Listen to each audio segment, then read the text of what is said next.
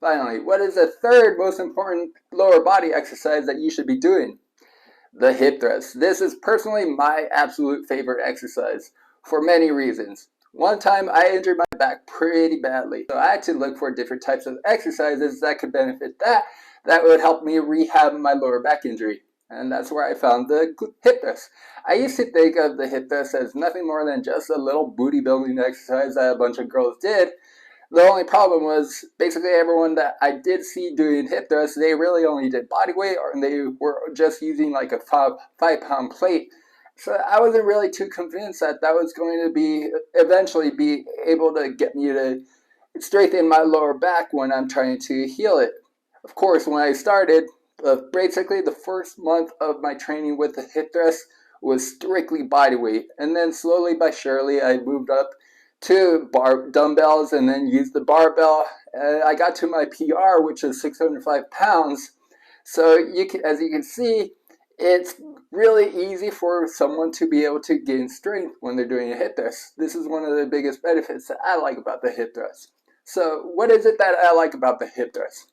It's safe and easy to learn. So yeah, basically you're leaning on a bench with the feet firmly planted and you're lifting up the hips.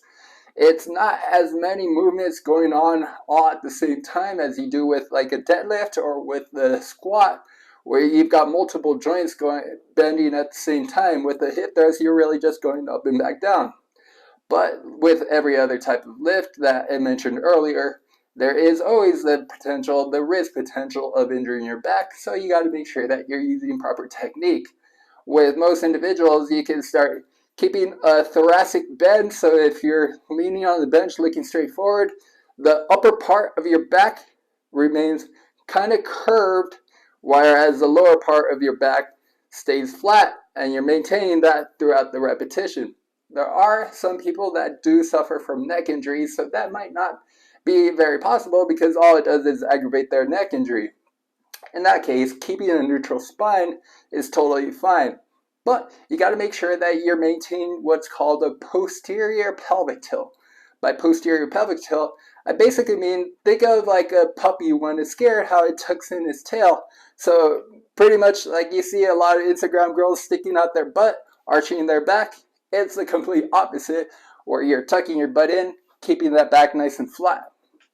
That's going to help protect the lower back from getting injured. It's a loaded hip extension exercise, which makes it the most effective way for you to train the glutes. So if you're wondering how does that train the glutes, look at chimps. They have no booty, but they can stand upright for a little while, but ultimately they go back to being on all fours. Same thing goes with gorillas. Big old muscular gorillas, zero booty, so that's why they're walking on all fours most of the time. Humans, we got big old booties compared to the chimps, and you're walking all the time upright. You don't really see a whole lot of people walking on all fours because we've got glute muscles that are able to sustain the hip extension for a really, really long time. It's really great for reducing back pain because you don't always have to use heavier lifts. Like I mentioned earlier where I said my PR was 605 pounds, it doesn't mean that you have to lift 605 pounds. Anyhow, that's not really that impressive. I've seen some girls that can do over 700 pounds and some guys doing 800 pounds and up. But if you're barely getting into it, how I started, remember, I just did body weight for the first couple of weeks. And since it is a really great way for you to strengthen up the glutes, it's good for increasing confidence in the gym. Especially girls love this because they're able to hip thrust a lot more than a lot of guys can deadlift or squat. So they could smirk at the guys and be like, that's all you're lifting? So if you want to show up some gym bros, hip thrust is the way to go. There's a number of hip thrust variations that I like as well. There's a glute bridge.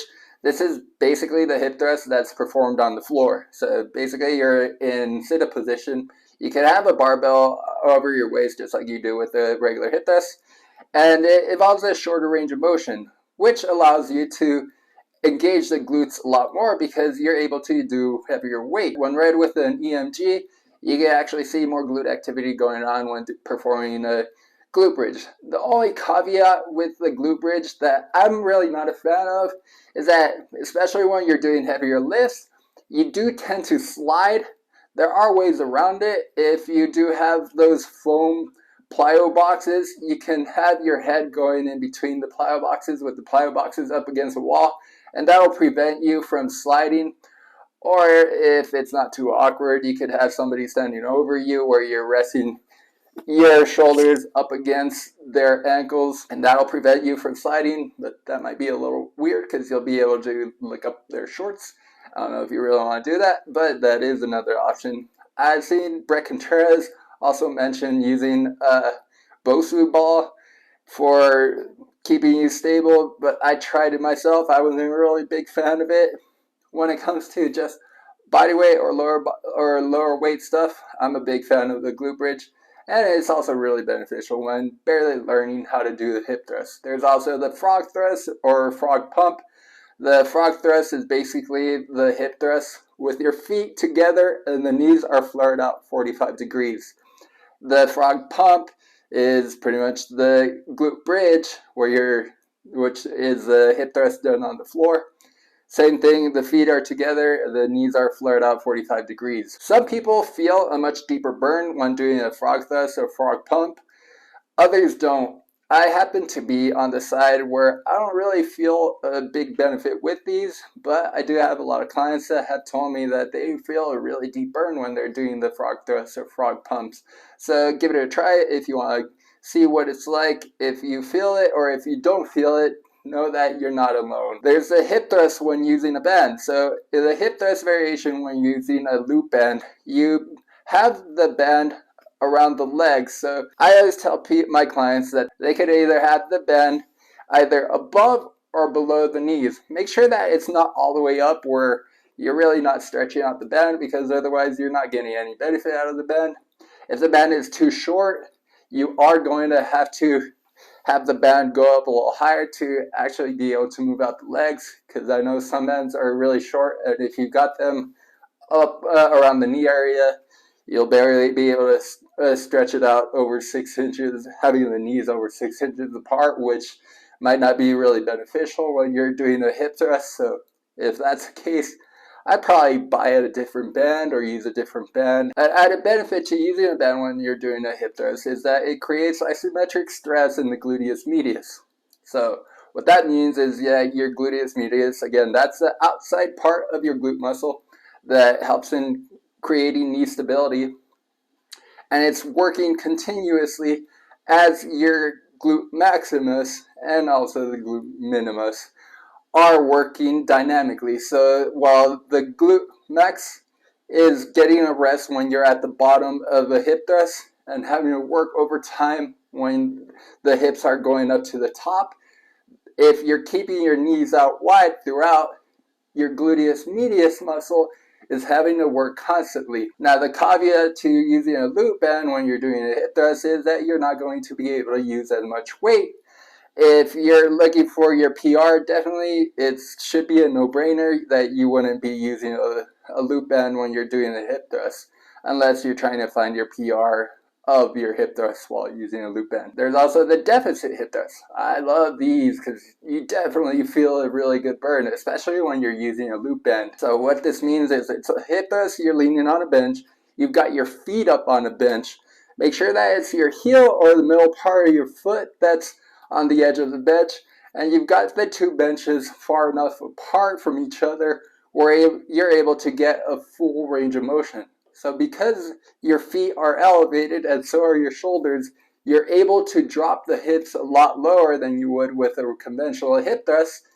Therefore, meaning there's more time under tension. Your glutes are having to work longer throughout each repetition. And then when you're adding a loop band, since you got that isometric stress in the gluteus medius, it doesn't take a whole lot of repetitions for you to start feeling a really, really deep burn. I mean, for me and most of my clients, after the 10 or 15 repetitions, that's where you're really starting to feel it a lot more than you did the first couple of repetitions. And I'm talking about just body weight hip thrusts.